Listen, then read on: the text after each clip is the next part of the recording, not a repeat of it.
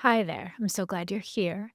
Here's what you'll gain by listening to the very last second of this conversation with Stephen Polera and Dr. Wendy Bunker. Through my conversation with Steve and Wendy, you'll learn about why effective literacy instruction requires a strategic, data driven approach. It has to align district wide systems with classroom implementation of the science of reading. And this, in turn, creates a collaborative culture where teachers understand not just what to teach, but the why. And then, what does that result in? More engaged students and improved reading outcomes. You'll leave the conversation understanding why strategic implementation begins with accurate assessment, why professional learning experiences must build both knowledge and application skills, and why system wide alignment is essential for success. Stay with us. I'm so happy to have you join our conversation today.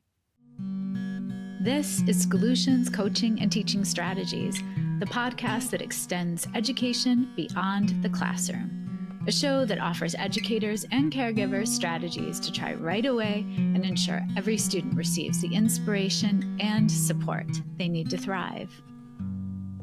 I am Olivia Wall, and I am happy to welcome Stephen Polera and Dr. Wendy Bunker to the podcast today. Let me tell you a little bit about Steve and Wendy. Stephen Polera has served in many roles as an educator for the past 17 years. From a principal with the Syracuse City School District to a principal and now director of curriculum, instruction, and assessment with Westmoreland Central School District, Steve always holds what's best for students at the heart of his work. Dr. Wendy Bunker is a familiar and welcome voice on Solutions podcast.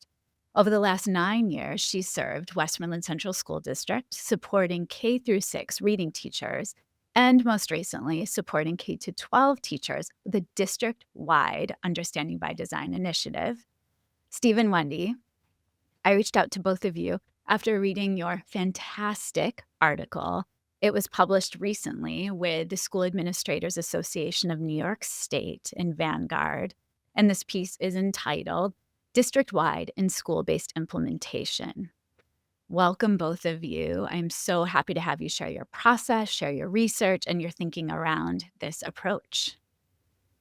Thanks. It's good Thank to be you. back. Yeah. So I start off every episode illuminating some research that ties to the topic we're going to be talking about today. And what I love about the process you followed, it was a true collaboration in every way. And it wasn't just district-based. It was really that idea of pooling resources regionally and then ensuring that every teacher has access to this information, that you took an audit-based approach, which is really interesting. I'm also thrilled that this episode will be released before the end of the 24-25 school year, so other school districts will get to benefit and try your process, even perhaps this summer. Wendy, I know we talk research so often. Who is a researcher or a nugget of research you leaned on through this process with Westmo? It's really hard to choose just I'm one. sure. So I'm going to choose two, Okay. 2.5. Um, I I have to name Dr. Vanita Blackman from Syracuse University. She did so much work in early literacy. And I also lean on Dr. Linnea Airy, whom I cited in the whom we cited in the article.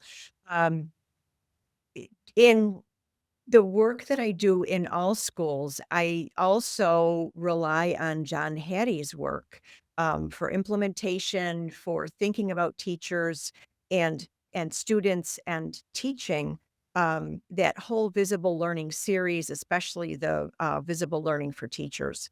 So those I- 3 for sure. Yeah, definitely. Steve, how about you?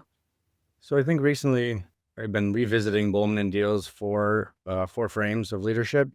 And so when we're thinking about collaborating with teachers and with the students and then getting all the information out to parents and our leadership team, I really think just being able to look at all those frames separately and think of a cohesive plan has just been really helpful. So Beautiful. Yeah. So it's always great because I see the show notes that comes alongside the episode as another resource for anyone listening to continue their learning beyond the conversation, I will ensure that each of the nuggets of research and researchers you just mentioned are tucked inside of those show notes with links. And then I'm going to ask Steve, can you give us just the background? What prompted Westmoreland's K through 4 literacy initiative? And then how does it align with Ed Law 818 that we know has to be in place September of 2025? Yeah. So we had a few red flags come up during like our weekly cabinet meetings. So our principals, me and our director of special ed, we meet with our superintendent, Mr. Rocco Migliori, and the principals were just floored at the amount of kids, especially in our K2 primary elementary, that were in intervention already at the beginning of the school year. So we're thinking like September, October of 24. Just a large percentage of the kids were struggling readers, haven't mastered all their sounds and letters yet, and we're still having trouble blending. So our superintendent was very worried about that because those kids should be able to be ready to be readers when they leave second grade and go to our upper elementary and third grade. And our upper elementary principal, Mr. Haskell, was really concerned at all the students in third grade that were being referred to child study team to look at interventions for reading. And so we just kind of took a step back and we're like, okay, so we have this new law, Ed Law 818 in New York State. We have to, make sure that all of our programs and all of our curriculum and all of our teachers have training, and they are evidence-based research practices, and all the curriculum is aligned to best practices and scientifically based instruction in the classroom for phonics and phonemic awareness and comprehension. So I could tell you that when we looked at all the programs we use, like our Into Reading series and foundations, we can say that they're aligned. Like that was the easy part. Okay, our programs are aligned. Check. Well, are they working, right? Yeah. And are we actually producing strong readers at the end of their elementary career so we set them up for success in their secondary years? And the answer was no. So we really, pulled in the experts, Dr. Bunker and Mrs. Ann Turner, and all people in Wendy's office at OHM BOCES. And we're like, we need help. So we need the experts. We need you guys here on the ground to help us kind of solve this problem.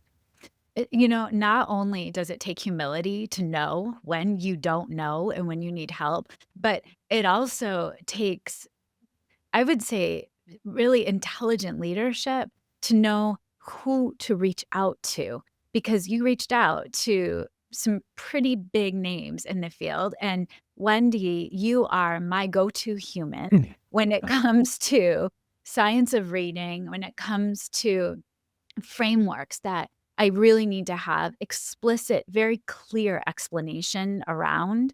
So let's then pivot, because Wendy, can you give us just a brief intro or overview of the Science of Reading framework? And then something brilliant you all chose to do in your collaboration was that idea of a phased approach for implementation. So Wendy, can you explain both of those?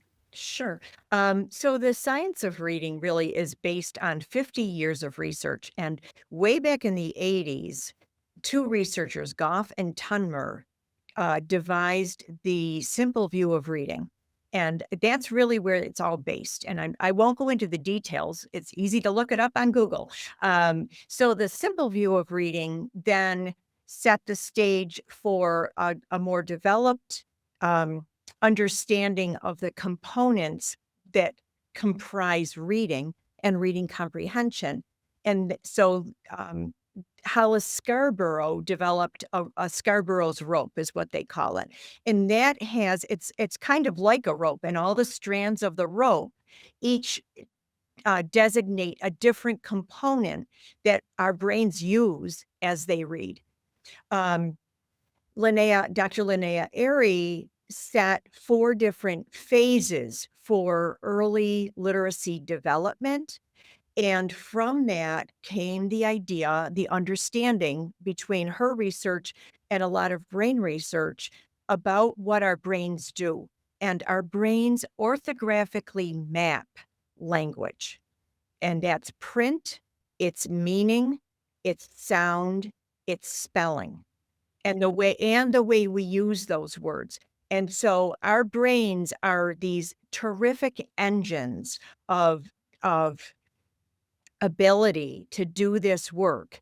And if we don't have that orthographic mapping, that's where kids come into trouble in terms of reading. So there, in a nutshell, is the essence of the science of reading. That, as Steve said, the requirement for New York State is that all of it is in place come next year. So I want to just So pause because it's just beautiful. Come on. In like less than 3 minutes, you gave this gorgeous breakdown for listeners. And then what led you to the idea of a phased implementation approach? So we knew that some teachers had some of that knowledge, others did not. Okay. So we wanted to lay the groundwork with everybody hearing the same thing for vocabulary, for for our own vocabulary, our own understanding, and then our ability to talk to each other, understanding that framework. And I'm talking here K6, not we focused on 3-4 because, as Mr. Polera mentioned, that was where that critical need really was. Okay. And so we started there. K2 does have foundations instruction in place. 3-4, our interventionists use Foundations, which is a phonics-based decoding program. Okay. So it's there, but we expanded it. So all students are now receiving that instruction on a daily basis. Wow. But that first day of professional development worked on understanding of the science of reading and the components, the instructional components that make up good instruction and the way Foundations provides that instruction. Okay. So then we moved into the boot camp, which we'll talk about in a minute. We will. And so, I want to just highlight something you said that I think is very important.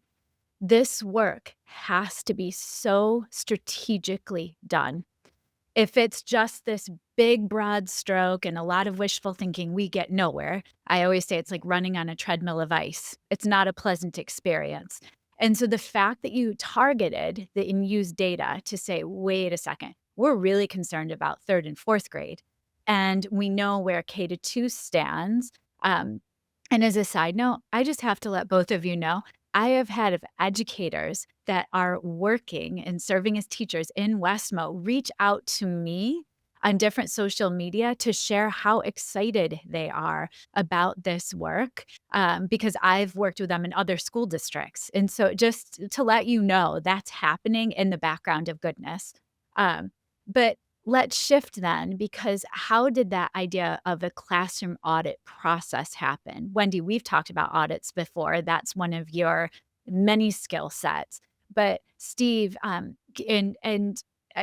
go, Steve and Wendy. How did you decide to even choose an audit-based approach? Steve, do you want to kick us off? I absolutely do. So I will give credit where credit is due to our fantastic leader of Westmoreland Central Schools, our superintendent, Mr. Rocco Migliori. This is his brainchild. It was his idea to create this boot camp because he wanted everybody on the same page and he wanted the best instruction for our kids. So he said, well, let's do it this way. And we all said, absolutely. Awesome. So what did that audit process feel like? So we came in, and as Steve already mentioned, it's folks who are not instructing or working in the Westmoreland School District, but we all have ties to Westmoreland. Okay. So we used a modified version of an audit tool that we had online, or that we found online, that I have used in the past. And it had a component specifically for foundational reading, along with language arts instruction.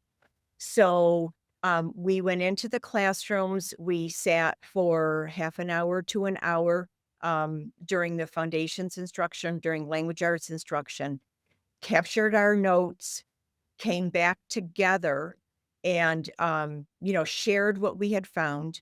I think we each submitted sort of a summary on our own, and then we met again with Mr. Migliori, Mr. Polera, the principals, and then came up with our plan going forward from there. What were some of the lenses on the audit? And are we able to share a link to the audit tool you used in the show notes? Absolutely. Fabulous. Yes. So Yeah. what were some of the lenses?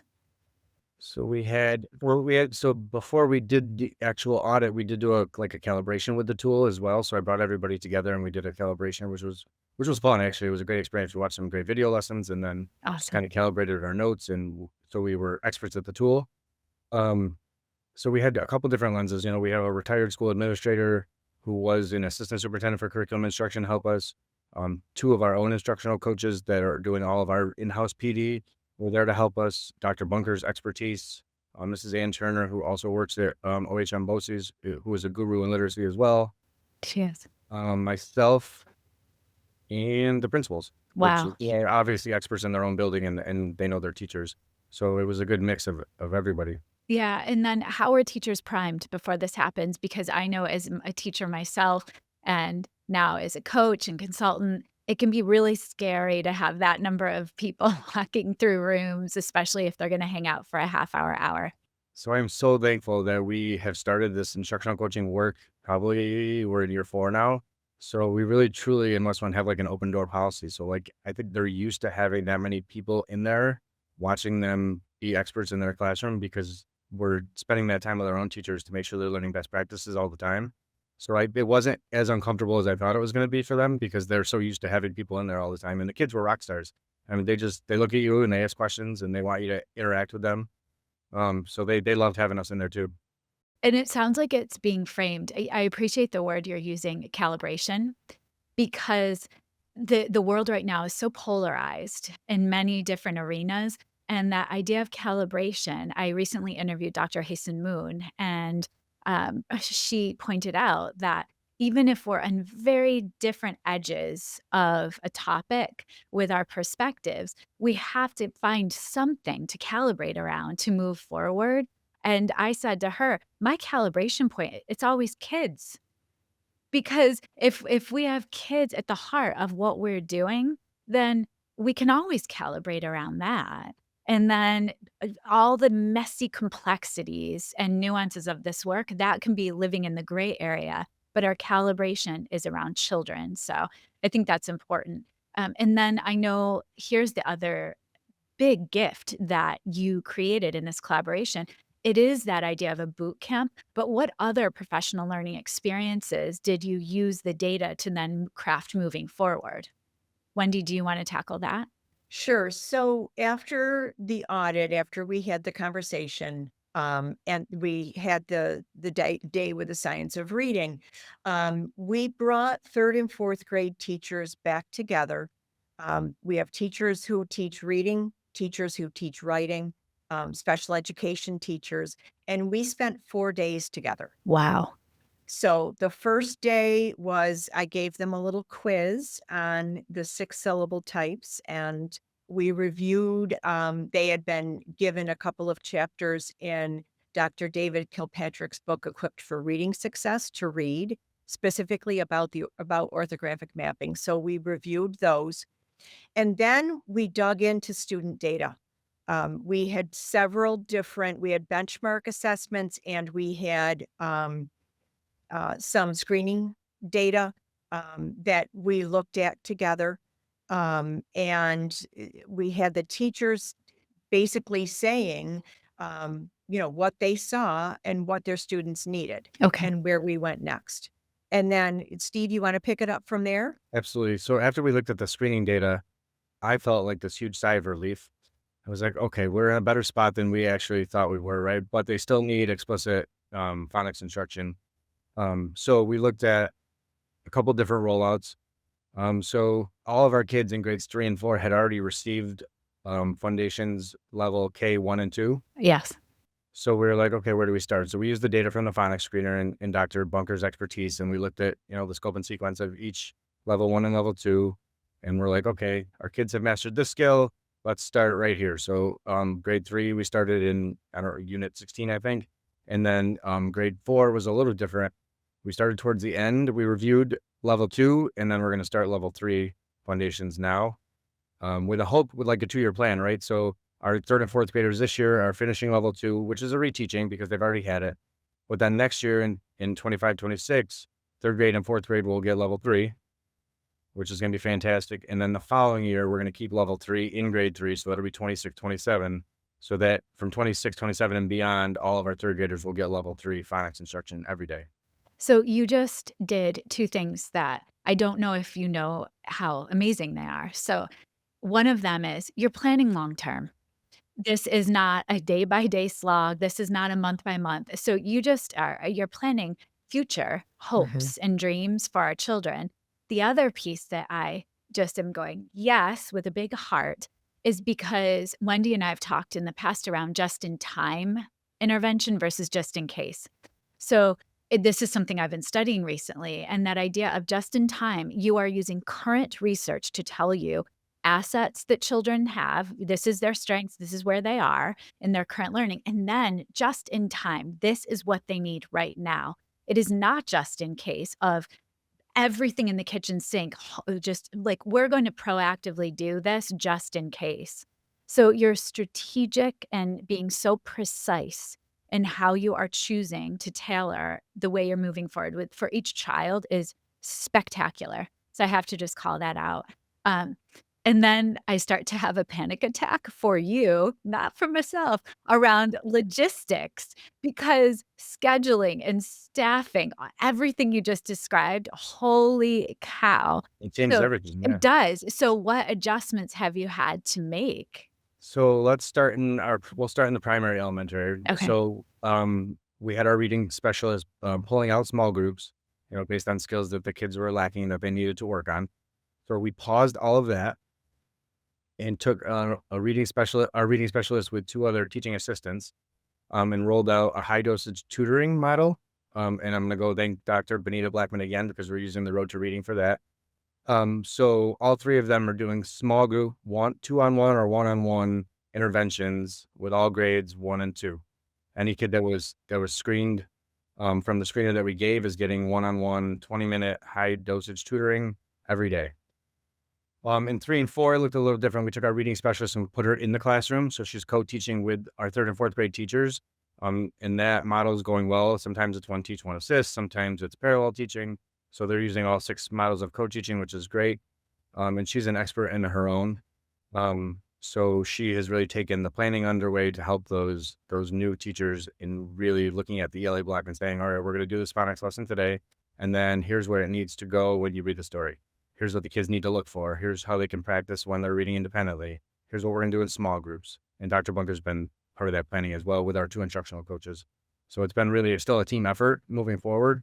But I can tell you the kids are highly engaged in the phonics instruction. Like it's probably the first 30 minutes of their ELA block is they're engaged, they're on point, they're having fun. And then they get to read independently, which is fantastic.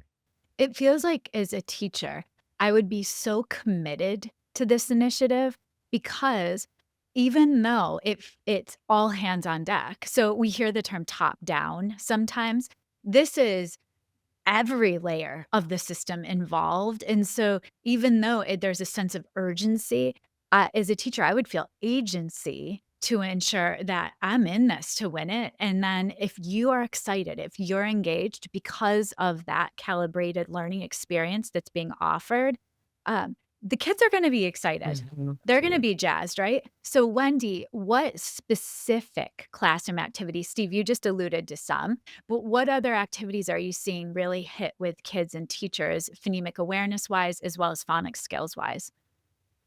Um, I think it's the pace for in the foundations program. I think it's the pacing.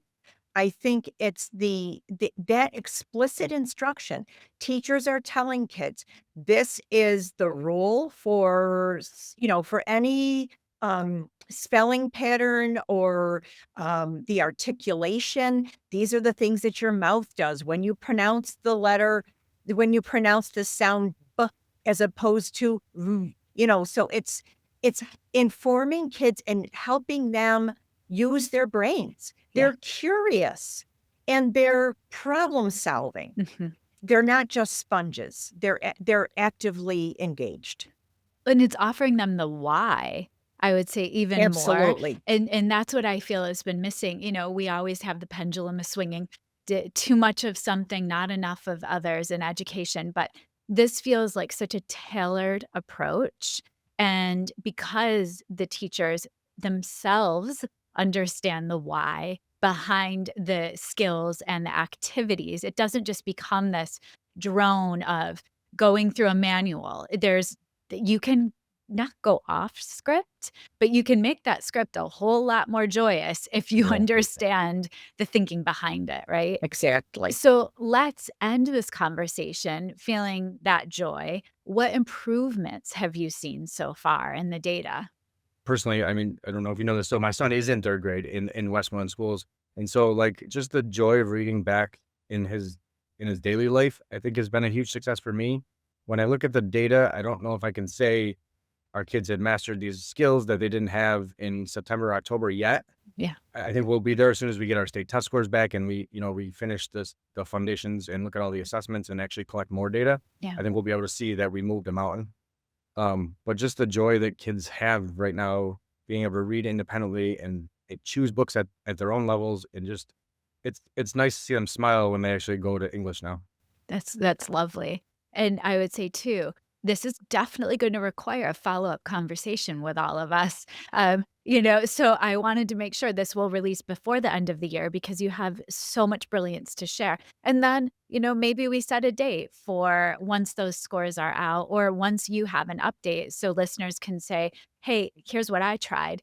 These conversations are just the beginning, I guess, is what I'm alluding to. So Wendy, what else are you noticing? I've seen or heard teachers talking about this is some of the nuts and bolts of it, but kids spelling. And I hear them using some of the rules for decoding. I hear teachers using them. So it's not a catch as catch can so much because we're all moving in the same direction, we're all in the same boat, moving in the same direction. Um, and I see teachers um, looking and acting more positively about this because before they didn't know this and they didn't know how to use it. And now I see it being applied. I hear them talking about it.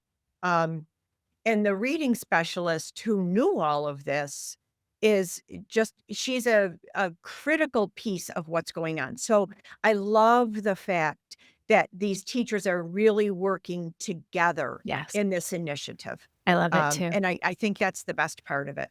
You and I have talked about the importance of decoding and encoding being very, very, very interconnected. So I want to just call out, you are saying that you're hearing children as well as educators during writing, making sure, encoding, making sure that children are using those skills from phonemic awareness work, from phonics throughout the day. This can never just be a siloed kickoff, right? And so the more we knock these silos down for our children, the more interconnectivity they'll have in their minds. And Wendy, what metrics matter most then when it Ah. comes to measuring? We're talking So growth, but yeah, absolutely. And I want to say one thing, something you just mentioned about the transfer from reading to writing.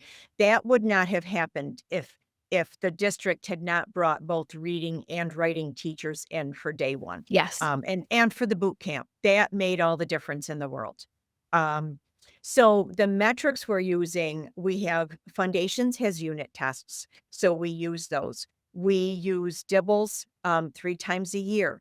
We have other um, curriculum-based measures that we use, okay, and we'll use at the end of the year. But I look at student work, and I listen to kids read. So it's that every day what's going on in the classroom and what are some of the assessment, what's some of the assessment data that we have. So it's both for me. and using student work, there's nothing better because that tells you exactly where each child is. It also Yes. helps you lift trends for future. And something that always is bouncing around in my mind, it's that caregiver connection. And so this podcast has a very wide listener base. It's not just educators and leaders that tune in. There are many caregivers that tune in to just have a glimpse what's happening in the walls of the school that my child is living in for many hours a day. So, Steve, I would love to wrap with how are you connecting with caregivers in Westmoreland to let them know how to continue this work? And you just shared your son is in third grade. Yes. So we have done a couple things in the past where we partnered with a couple other schools, and done some work around literacy and had parents come in and they were able to go through some of the foundational pieces of the science of reading training and look at that. That's So we're awesome. gonna definitely rinse and repeat that very shortly for the next school year. Wonderful. But I would really love to get them in and get them tools to help their kids at home. Yeah. So just kind of some strategies at home to work on when kids are practicing reading. So I think that's our future. So we'll do some PD sessions with parents. We'll roll that out, and we have a great PR person in our district, and she's amazing at posting things on our website and on Twitter. So hopefully we can get the news out. Yeah, I can't thank both of you enough because I think what you just shared is a perfect kickoff point for school districts. You offered a lot of your process. I will be sure to link the piece you wrote together in the show notes, but just all of the voluminous research you shared, all of the different tools you're using. It's not about a particular program. It's not a magic wand. It's all hands on deck. It's the people in the school district that make this happen. It's not a program, it's the people. Absolutely. So I'm lucky to know both of you, and I cannot wait to have a follow up conversation. So thank you to both of you. Thank you. Thank you. Yeah, take care. You too. Bye-bye. Schoolutions Coaching and Teaching Strategies is created, produced, and edited by me, Olivia Wall. Thank you to my older son, Benjamin, who created the music playing in the background. You can follow and listen to Schoolutions wherever you get your podcasts, or subscribe to never miss an episode and watch on YouTube. Thank you to my guests, Steve and Wendy, for sharing about their district-wide and school-based implementation collaboration. Now, I'd love to hear from you. Send me an email at schoolutionspodcast@gmail.com. Let me know what resonated most from my conversation with Steve and Wendy. What are you looking forward to trying? Tune in every Monday for the best research-backed coaching and teaching strategies you can apply right away to better the lives of the children in your care. And stay tuned for my bonus episodes every Friday, where I'll reflect and share connections to what I learned from the guest that week. See you then.